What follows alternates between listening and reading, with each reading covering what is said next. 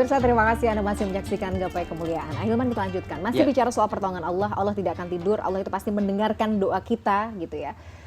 Tapi sebenarnya mungkin ini yang kita berulang-ulang bertanya soal ini. Tapi ini penting sekali untuk kita cerna kembali, kita internalisasi dalam diri kita. Sebenarnya cara Allah menolong hambanya yang lemah dan butuh pertolongan tuh seperti apa ya?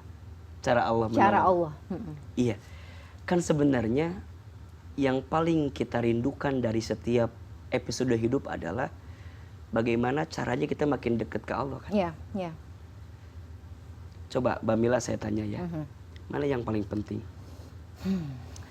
Dikasih solusi atau dikasih ketenangan saat dikasih masalah? Tenang. Hati yang tenang itu karena hati yang tenang itu sumber ya. Sumber kita bisa berpikir nanti solusi apa yang akan kita lakukan ke depan. Jadi hati yang tenang sih. Nah, tapi kan kadang orang tidak bisa memahami itu ya. Orang mungkin tidak semua. Mungkin kebanyakan ingin kalau dikasih masalah maunya langsung segera dapat solusi. Padahal dikasih tenang itu adalah nikmat yang paling besar gitu. Dan itu yang Allah janjikan kepada orang beriman. Jadi orang beriman dan orang yang istiqomah itu Allah berikan ketenangan kan. Wala tahinu wala tahzanu wa antumul a'launa in kuntum mu'minin. Jangan sedih, jangan takut. Kamu itu orang yang Allah angkat derajatnya jika kamu orang beriman gitu. Jadi orang beriman itu bukan gak dikasih masalah, mereka dikasih masalah, tapi mereka dikasih ketenangan dalam menghadapi masalah. Satu, jadi kalau bila nanya, gimana cara Allah nolong? Allah kasih ketenangan. Dua, gimana cara Allah nolong kita? Allah kasih petunjuk sama kita untuk ketemu orang-orang yang bisa nolong kita. Iya kan? Allah kasih jalannya, Allah kasih kebaikan, hikmah di balik masalah yang sudah terjadi. Jadi intinya adalah pahami bahwa semua yang terjadi ini adalah pertolongan Allah. Apapun itu. Gak ada yang bisa menggerakkan apapun ya kecuali Allah gitu. Nah kadang kita suka gak sadar ya. Kalau kita menemukan solusi, kadang kita menyebut ini gara-gara saya. Ini hasil usaha saya. Ini hasil ikhtiar saya. Padahal itu apa? Kita tuh siapa? Kita pintar karena Allah yang ngasih ilmu. Kita tahu karena Allah yang ngasih tahu. Betul gak?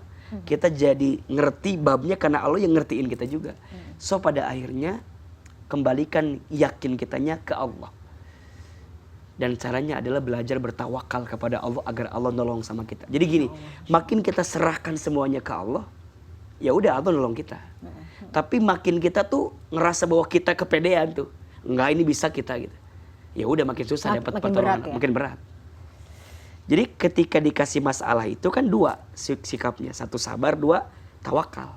Sabar itu bukan diam ya. Ya makanya dalam doa itu di surat Al-Baqarah 250 kan Rabbana afri alaina sabran wa thabbit aqdamana wansurna 'alal qaumil kafirin. Ya Allah ya Tuhan kami, limpahkan kepada kami kesabaran, wa thabbit aqdamana, dan kokohkan langkah kami. Jadi sabar itu bukan diam, sabar itu melangkah. Bahkan minta dikokohkan. Pada saat kita melangkah itu tetap ada keyakinan ya. Tapi kan yang ngokohin tuh Allah, yang nguatin tuh Allah sampai wangsurna. Tuh lihat rumusnya.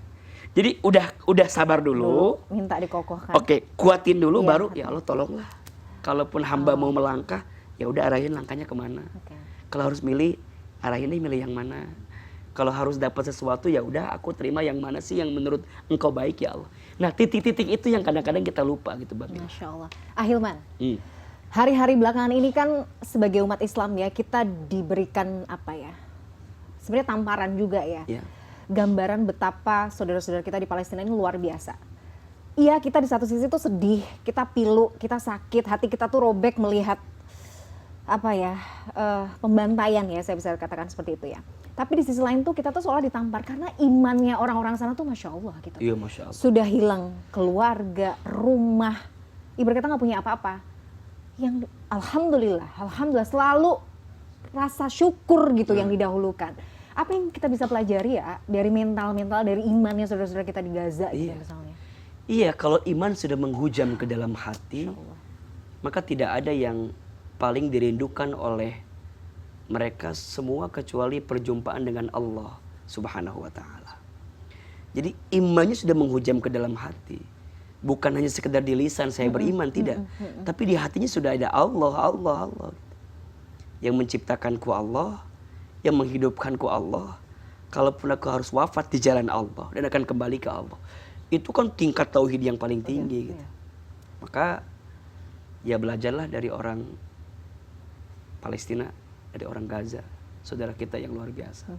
Bagaimana mereka begitu bertawakal sama Allah. Kita merasa bahwa, mohon maaf ya, ada bahasa, kasihannya mereka menurut kita. Tapi mereka mengatakan, kami tidak harus dikasihani. Justru kami merindukan keadaan ini karena kami merasa lebih dekat dengan Allah Subhanahu wa ta'ala. Jadi kadang tuh sudah diterpa musibah ya, atau ujian yang luar biasa dahsyat ya, menggoncang jiwa, tapi masih bisa tenang. Masya Allah. Maka sebenarnya ujian yang paling berat itu bukan buat mereka, bagi kita. Iya, kita sebenarnya di posisi mana? Gitu. Iya, kita peka nggak sih?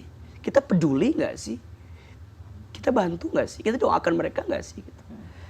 Saudara kita di sana udah Masya Allah, itu nggak diragukan lagi keimanannya. Tinggal pertanyaannya, kita ini imannya ada di mana gitu.